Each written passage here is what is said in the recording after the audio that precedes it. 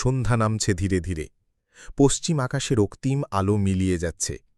গ্রামের শেষ মাথায় শ্মশানঘাটের পাশে একটা জরাজীর্ণ কুড়েঘরে একা থাকে বুড়ি চন্দ্রা।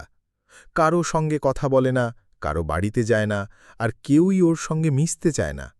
লোকমুখে শোনা যায় সে নাকি জাদু জানে, মৃতের আত্মার সঙ্গে কথা বলে। সেই পথ দিয়েই একদিন স্কুল থেকে ফিরছিল ছোট্ট রিনি।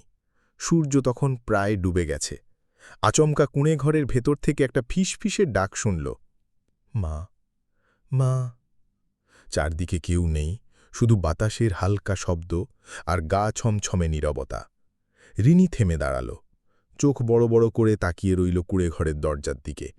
দরজাটা কিঞ্চিত খোলা, ভেতরটা অন্ধকার, কিন্তু কিছু একটা নড়ছে। হঠাৎ দরজাটা নিজের থেকেই খুলে গেল। রিনি ভয়ে ভয়ে এক পা এগিয়ে তাকাল। ভেতরে পড়ে আছে একটা পুরনো পুতুল।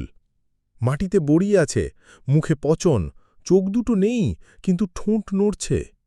মা, তুমি কি ফিরেছ? রিনি দৌড়ে পালিয়ে গেল। সেদিনের পর থেকে প্রতিদিন সন্ধেবেলা যেই ওই পথ দিয়ে কেউ হাঁটে, তার কানে ভেসে আসে সেই ভয়ানক ডাক, মা, মা, আমি এখনও এখানে।